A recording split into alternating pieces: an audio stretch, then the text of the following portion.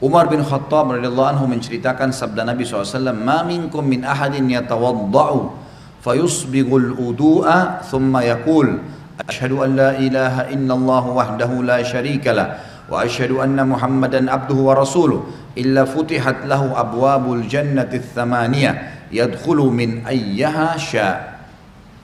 Tidak ada seorang pun dari kalian berwudu lalu menyempurnakan wudunya, kemudian mengucapkan asyhadu an la ilaha illallah wahdahu la syarikalah wa asyhadu anna Muhammadan abduhu wa rasuluh. Aku bersaksi bahwasanya tidak ada Tuhan yang paling berhak disembah diibadahi kecuali Allah dan tidak ada sekutu baginya, dan aku bersaksi bahwasanya Muhammad benar-benar hamba dan utusannya, melainkan dibukakan baginya 8 pintu surga, ia dapat memasukinya dari mana saja ia suka. Apa ini? Wudu, wudu, hanya wudu, wudu terus syahadat. Kenapa malas wudu? Ini yang masih malas wudu kalau mau tidur nih, siapa ini? Hah? Kenapa malas wudu mau tidur? Wudu, Nabi SAW suruh. Dalam sebuah hadis dikatakan, kalau seseorang hamba tidur dalam keadaan bersuci, wudu, maka Allah akan titipkan bersamanya malaikat di ranjangnya, yang setiap kali dia bergerak, malaikat itu mengatakan, ya Allah ampunilah dia. Balik kiri kanan lagi tidur kita nggak sadar, malaikat minta, ya Allah ampuni, ya Allah rahmati. Dan Allah akan mudahkan dia kalau mau tidur, kalau tidur wudu itu mau bangun sholat malam Allah bangunin, mau bangun sholat subuh Allah bangunin. Kenapa nggak mau wudu nih? Kenapa malas wudu? Wudu ini kalau disempurnakan, diikuti dengan syahadat saja, habis itu masuk dari 8 pintu surga yang mana dia mau. Berapa menit tuh wudu? Balasannya bisa pilih pintu surga, ya Allah yang ke-8 deh saya mau masuk nanti di akhirat. Hanya wudu. Wudu itu bukan cuma untuk sholat, makanya para sahabat selalu wudu, batal wudu, batal wudu, selalu, nggak pernah berhenti, harus wudu. Tapi makna hadis ini adalah pelajaran pertama, Bapak Ibu sekalian, siapa yang berwudu dan menyempurnakan wudunya, menyempurnakan wudunya. Penyempurnaan wudu adalah menjalankan seperti sunnah Nabi SAW. Ingat, yang paling pertama niat dalam hati mau wudu karena Allah perintahkan. Yang kedua, harus minimal tempat yang paling standar, minimal ya. Seperti misal wudu itu pergelangan tangan yang diperintahkan. Ini pergelangan tangan. Ini batas minimal. Penyempurnaannya adalah menyentuh semua batas minimal. Kurang sedikit wudunya nggak sah, sholatnya nggak sah. Makanya ada makna hadis menyempurnakan wudu. Maksudnya adalah menyempurnakan tempat minimal, dan kalau Bapak Ibu lebihkan jauh lebih baik. Sabda Nabi SAW, saya ingin sekali bertemu dengan saudara-saudara saya. Kata para sahabat, ya Rasulullah, kami saudara-saudara Anda. Kata Nabi SAW, bukan, kalian sahabat-sahabatku, saudara-saudaraku yang datang nanti sepeninggalku, kita-kita ini semua. Lalu sahabat faham, mereka berkata, ya Rasulullah, bagaimana Anda bertemu dengan mereka? Bagaimana Anda bisa mengenal mereka nanti? Karena ketemunya di hari kiamat. Kita ketemu dengan Nabi SAW kapan? Di hari kebangkitan, mahsyar. Bagaimana Anda mengenal mereka sementara Anda tidak mungkin kenal mereka, tidak pernah ketemu, mereka juga tidak pernah ketemu dengan Anda. Kata Nabi SAW, sungguh dari tempat-tempat wudunya umatku akan keluar cahaya yang terang, dan tidak ada itu pada umat yang lain.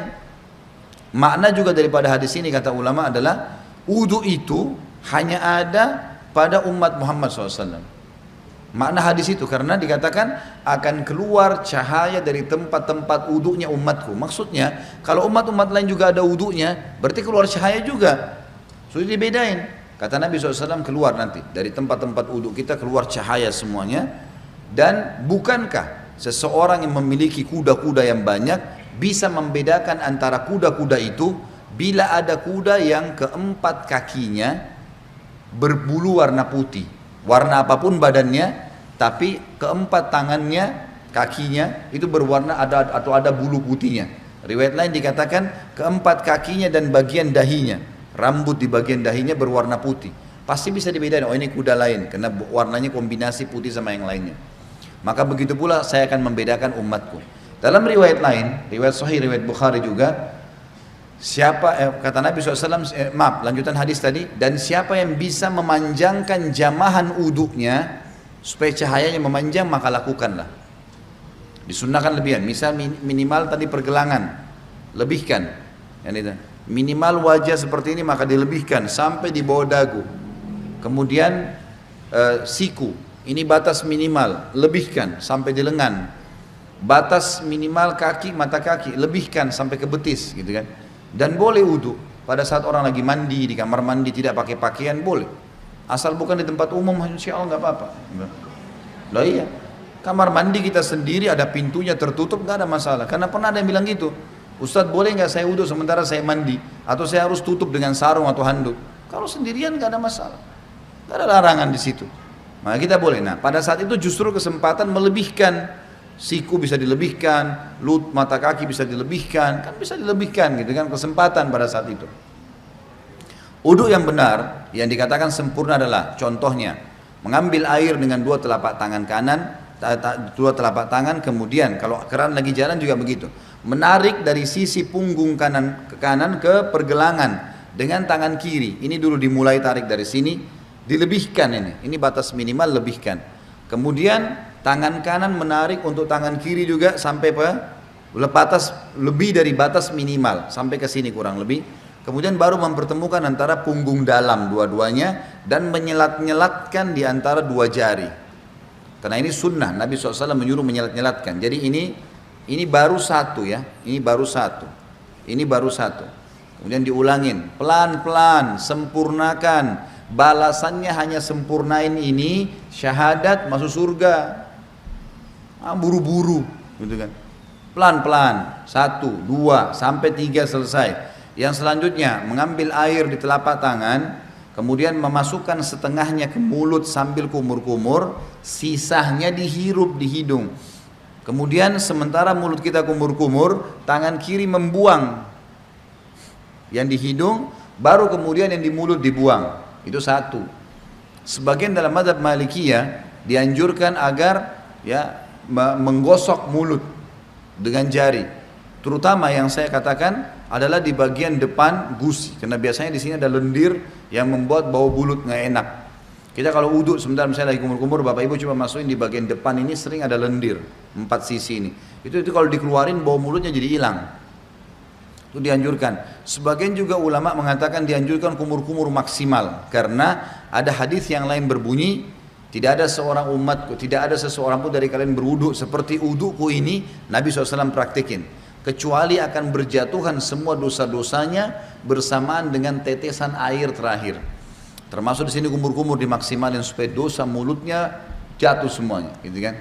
Kemudian wajah, ini tentu 3 kali diambil, dimasukkan di mulut sambil kumur-kumur, lalu sisanya dihirup, dibuang dengan tangan kiri. 1, 2, 3. Setelah itu mengambil air dengan 2 telapak tangan, kemudian dari awal tumbuhnya rambut sampai 2 jari di bawah dagu, dari awal kuping kanan dengan kuping kiri, dimasukkan di wajah, kemudian diputar.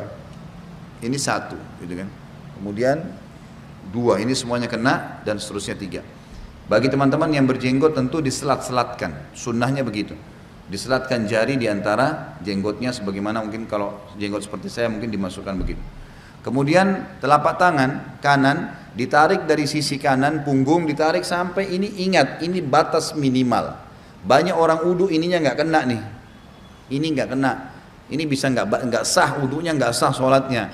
Jadi tarik sampai sini nih, kemudian baru diputar ke dalam, 1, 2, 3 sampai 3 kali. Kalau misal air kerannya di atas, ngalir di keran, dan kita mau tarik dari atas boleh, tarik di atas batas minimal ya.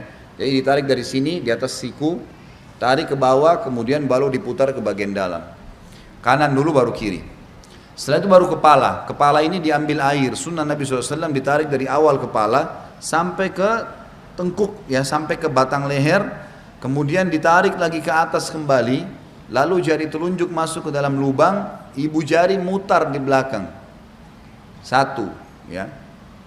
Ini satu-satunya yang dilakukan 1 kali saja. Kalau semua tadi anggota tubuh, telapak tangan, tangan sampai siku, wajah, ini semua tiga kali. Kumur-kumur, bersihkan hidung semua 3 kali. Kecuali kepala cuma sekali. Bagi ibu-ibu yang rambutnya panjang, ditarik sampai ke tengkuk, lalu ditepuk-tepuk ke atas. Sampai kembali ke depan, baru kemudian masuk ke sini, baru diputar. Selanjutnya telapak kaki, dibasuh minimal mata kaki, lebihkan ke atas. Lebihkan ke atas supaya memang sempurna. Setelah itu jangan pernah lupa ucapkan syahadat. Asyhadu an la ilaha illallah wahdahu, ada tambah la syarikalah, tidak ada sekutu baginya. Wa asyhadu anna Muhammadan abduhu wa rasuluh. Itu saja dijamin kata Nabi SAW, dibukakan baginya 8 pintu surga, ia boleh memasuki dari mana saja dia mau atau dia suka. Di dalam hadis yang lain disebutkan bahwasanya Nabi SAW bersabda, riwayat Imam Tirmidzi, siapa yang membaca setelah syahadat Allahumma ja'alni minat tawwabina, sebaiknya dia membaca setelah syahadat Allahumma ja'alni minat tawwabina waj'alni minal mutatahhirin. Ya Allah, jadikanlah saya selalu orang-orang yang bertaubat, dan jadikan saya orang-orang yang selalu bersuci, bersih. Allahu a'lam.